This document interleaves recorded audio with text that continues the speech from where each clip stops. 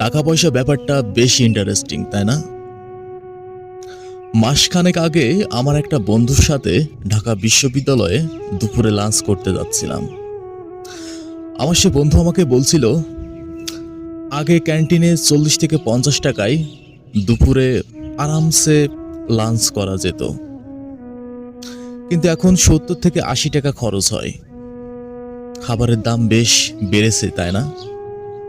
আমি আমার সেই বন্ধুর সাথে সেখানেও সহমত পোষণ করলাম।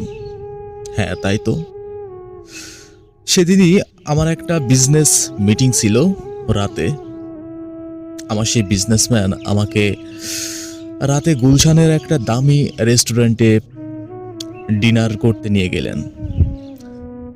আমি সেখানে গেলাম। ডিনার শেষে বিল আসলো প্রায় 5,500 টাকার মতো। আমার সেই বিজনেসম্যান আমাকে বলল,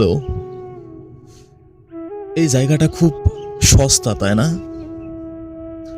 আমি সেখানেও তার সাথে সহমত পোষণ করলাম। টাকা পয়সার বিষয়টা আসলেই খুব ইন্টারেস্টিং। কিছু কিছু সময় আপনি কোটি টাকার দিকেও তাকাবেন না, আবার কিছু সময় অল্প কিছু টাকার জন্য আপনার জীবনে আপনি অনেক জায়গায় আটকে থাকবেন।